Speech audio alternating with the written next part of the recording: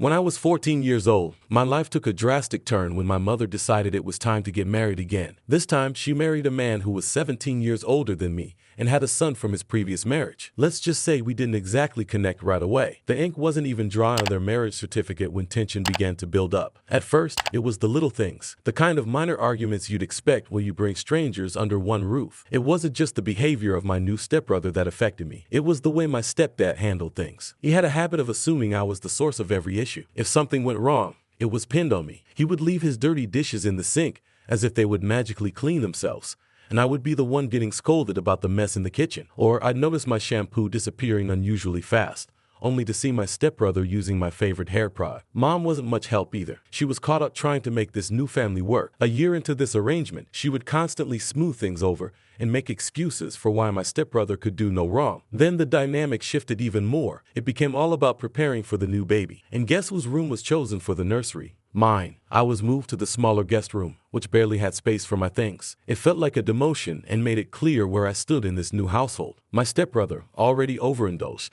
seemed to take cues from this and became even more entitled, knowing he wouldn't be held accountable. He dropped out of college and came home with a trail of issues, late-night gatherings and questionable friends coming and going at all hours. When I raised concerns, my stepdad brushed them off, and my mother would give me tired looks as if to say, "What can we do?" I started spending more time at friends' houses, anywhere that felt more normal. School became my escape. I joined clubs, stayed late for extra classes, anything to avoid going home. The atmosphere there felt suffocating, like walking on eggshells, always anticipating the next confrontation. One night especially stands out. I came home later than usual after a school project, and the house was unusually quiet. I found a note on the fridge saying they had gone out for dinner, a family dinner, one I hadn't even been told about. It was a simple note, but it hit me hard. It was like I didn't exist unless someone needed someone to blame. On my 18th birthday, I had saved money from a part-time job I got, despite my stepdad's objections about it affecting my studies, which was just another way of saying he didn't like me being independent. One day, I came home to find my room completely trashed. My stepbrother had hosted a party while our parents were away, and somehow, my room became collateral damage. Beer stains on my project papers, a broken lamp, and a total invasion of my space. I confronted them all at breakfast the next morning. My stepdad's response was cold and indifferent. He told me I should have been more careful with my things. Mom just sighed and said something vague about the family needing to stick together and let things go. But I was tired of letting things go. During those teenage years, it felt like everything I did was watched, but not in a caring way. More like they were waiting for me to mess up. My stepbrother, who had essentially become a full-time couch dweller, was somehow never at fault. My little half-brother was still just a child, but the amount of attention he received made it clear who mattered. I remember trying to work on a big science project and just needing a bit of space and quiet, both of which were non-existent at home. I tried setting up in the corner of the living room, but it felt like I was trying to build something delicate in the middle of a storm. My stepbrother would blast music, my younger brother would yell, and my stepdad would always find a reason to tell me to move. Eventually, I had enough. I packed up my project and went to a friend's house. My friend noticed how relieved I looked and said, "You're always welcome here." It was a simple thing to say, but it meant everything. It made me realize this wasn't how home was supposed to feel. Their parents welcomed me and gave me space to work in their dining room. For the first time in a long time, I felt like I could think clearly. I began taking more shifts at my part-time job, not just for the money, but because being away from home gave me room to breathe. My stepdad didn't like it. He kept saying I was too distracted, but I knew the real reason. He didn't like losing someone to criticize. As I saved more, the idea of moving out became real. I knew it wouldn't go over well. My stepdad was the first to react. "You think you're ready to live on your own at your age?" He scoffed. My mom just sat there, quiet. I replied, trying to sound more confident than I felt, "I need my space. I've saved enough to manage." When I told them I had found a small apartment near college, something I could afford, the room went silent. This wasn't just about space. It was about protecting my mental and emotional well-being. I packed my things in the days that followed, each box feeling like a small step toward freedom. On moving day, my mom came into my room. She was expecting another child. She said I was being ungrateful and trying to avoid responsibilities at home. My stepdad tried to guilt me, saying, "Your little brother looks up to you," as if that alone should make me stay in a situation that was harming me. When I finally closed the door to my new apartment, I felt a surge of emotions: relief, sadness, fear, excitement. It was scary, but it was also freeing. The first few nights were the hardest. The quiet felt strange. I even missed the chaos a little. My mom helped me pack, but our conversations were shallow. "Do you need more boxes? Or I can give you old kitchen stuff." As time passed, I found peace in the small freedoms, eating when I wanted, sleeping uninterrupted, having time to think. My relationship with my mom and stepdad remained distant but manageable. Then came the unexpected call. My stepdad had a health scare, not life-threatening, but serious enough that he started thinking about the future. My mom called one evening. "He's thinking about his will," she said casually. "He wants to make sure everything's in order." I wasn't sure where the conversation was going, but I could sense it was more than just an update. She continued, "He's decided to include your stepbrother and your half-brother, but not you. He says it makes more sense since they're his biological children." It was a punch to the gut, not because of the money, but because of what it meant. That after years of trying to be part of the family, I was still seen as an outsider. I think I managed to keep my tone even. "Thanks for letting me know," I said. My mom must have heard the hurt in my voice because she added, "It's just legal stuff. It doesn't change how we feel about you." I didn't believe her. Part of me wanted to confront my stepdad. Another part wondered why I cared. I hadn't felt like I belonged for years. Why was this any different? I pulled away even more, limiting my visits. It was a defense mechanism, I suppose, to protect myself from further hurt. Then came the real turning point. Not loud, not dramatic. I was working on a term paper at a coffee shop when I overheard a group talking about their families, their ordinary struggles, funny traditions. And I realized I didn't have that. That realization stung, but it also brought clarity. I decided to invest in the people who did value me, friends who became like family, mentors who encouraged me, co-workers who respected me. Slowly, the pain of being excluded faded. I still had moments of resentment, especially during holidays, but I was healing. Then came the surprise. One afternoon, I got a call from a lawyer I didn't recognize. He introduced himself in a formal, almost apologetic tone. "I'm calling about the estate of your granddaughter," he said. She had passed away and left her entire estate to me. I was stunned. I barely remembered her. She was one of those distant relatives you visit once in a while. But apparently, she had remembered me.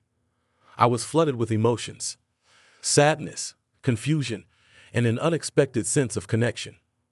Maybe she saw a bit of herself in me. Maybe this was her way of reaching back through the family tree. The next few days were full of paperwork and meetings. But emotionally, I was processing something deeper. Someone had seen me, not as an outsider, not as a burden, but as someone worth giving something meaningful to. And that made all the difference. She had invested wisely throughout her life, leaving behind a sizable estate, including a trust fund that was now mine, totaling about $3 million. Suddenly, my financial situation changed overnight after the call. Discovering the full extent of my inheritance, which included more than just cash, stocks, and a few sentimental personal belongings, as well as a letter she had written outlining her decision, she praised my independence and perseverance, saying that something about me reminded her of herself at my age. Armed with this newfound wealth, I made some quick changes. I purchased a house, which was modest at first, but it was mine, and it marked the beginning of a new chapter in my life. I also invested in a rental property with an eye toward the future. Regarding long-term financial security, I invested the remaining funds in savings and investments and sought advice from a financial advisor to ensure that I was making wise decisions. However, with great wealth comes great responsibility, and as I soon discovered, a lot of tension. I kept the inheritance a secret from everyone in my family to prevent any possible fallout. Secrets have a way of coming out, and this one was no exception. It began with my cousin, who somehow learned about it through mutual connections in the legal community before I did, and soon after my mom did. Everyone else soon followed suit.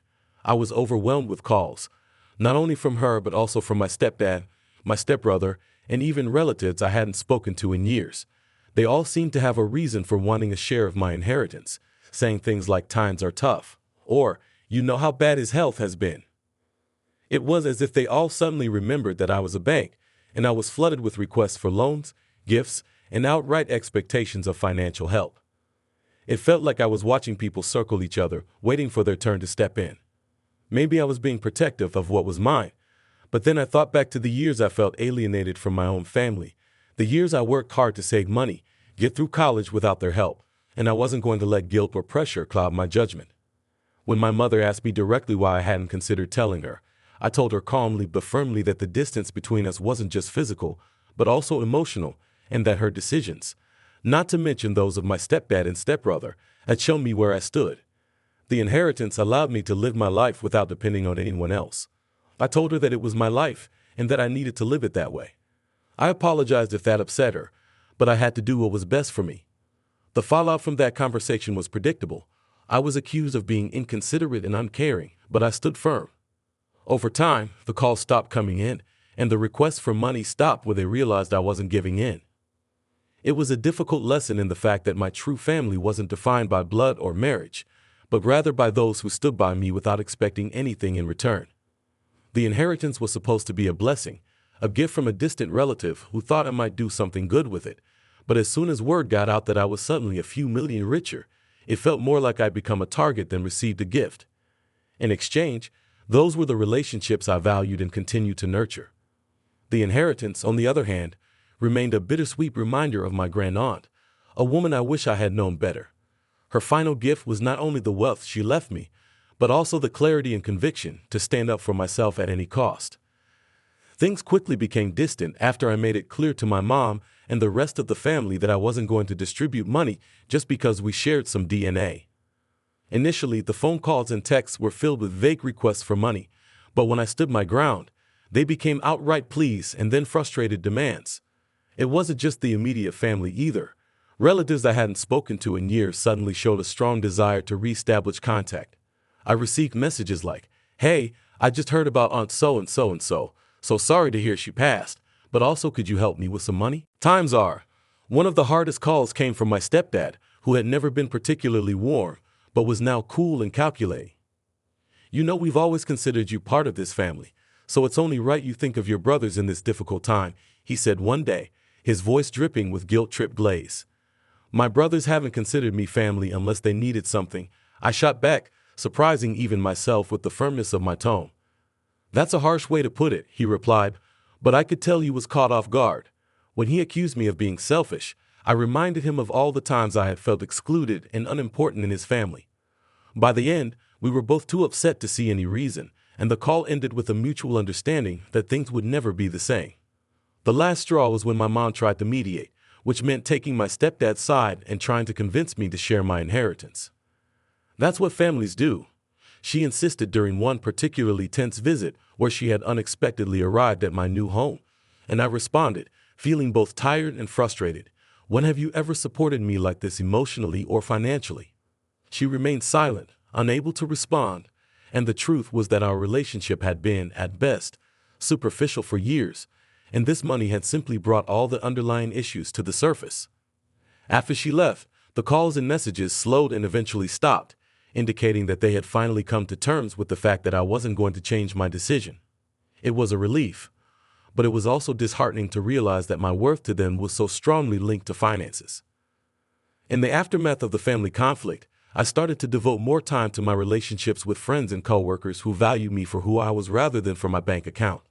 I also started volunteering, something I had always wanted to do, but had never had the time or resources for before, giving back on my terms. This helped me connect with people, form new friendships, and fill the void left by my family's conditional affection. I also saw a therapist who assisted me in overcoming the feelings of betrayal and abandonment that had returned with full force. I learned to set boundaries, recognize the signs of manipulative behavior, and value my own needs and well-being. This whole ordeal was difficult, but it was necessary. One day, I decided to write a letter to every family member who had tried to pressure me for money. In each letter, I explained how I felt, why I had made the decisions I had, and how their actions had affected me. I didn't expect any response, but to my surprise, my half-brother replied.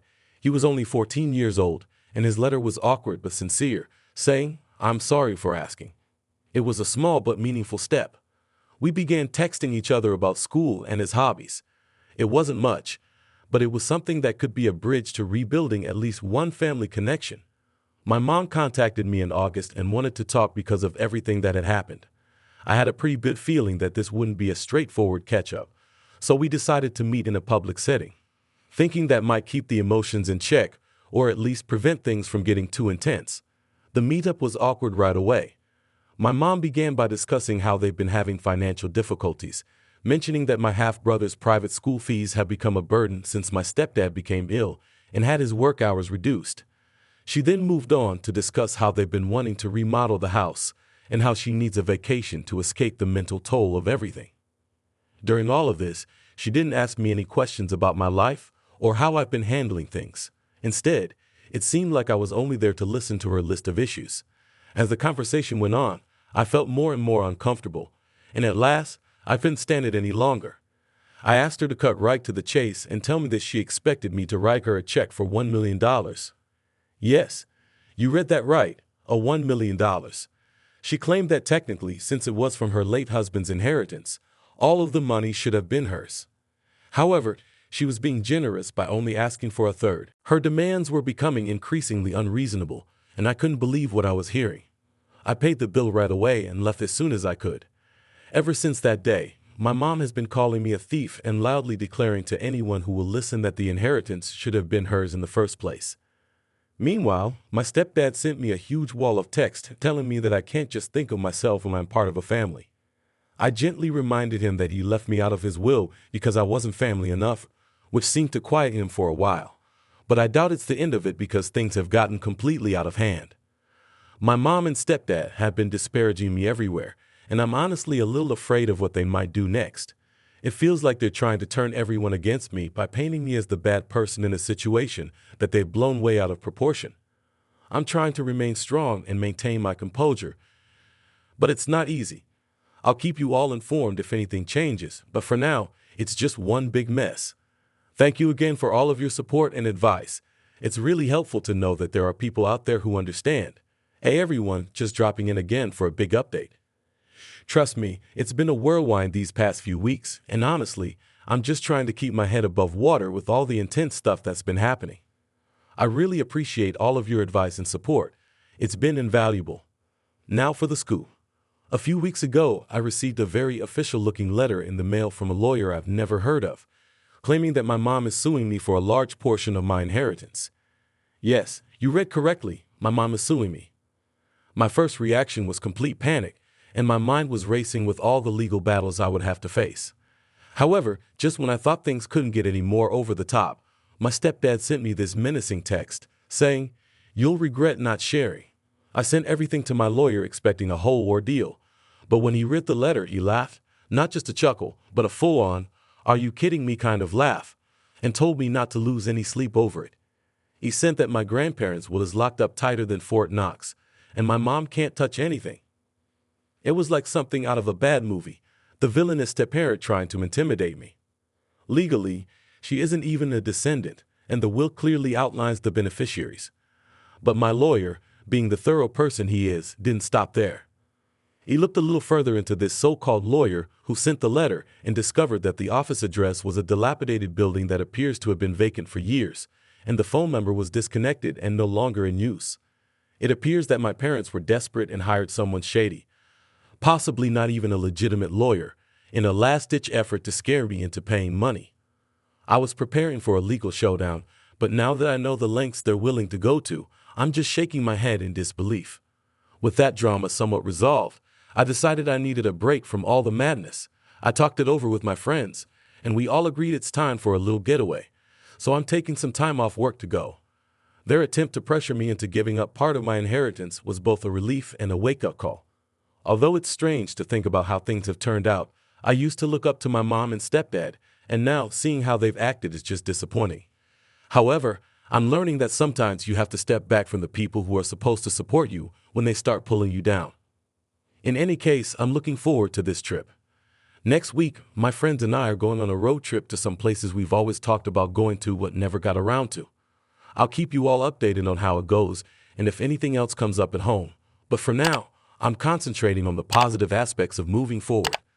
A little adventure, some good laughs, and quality time with friends are exactly what the doctor ordered to escape the family drama.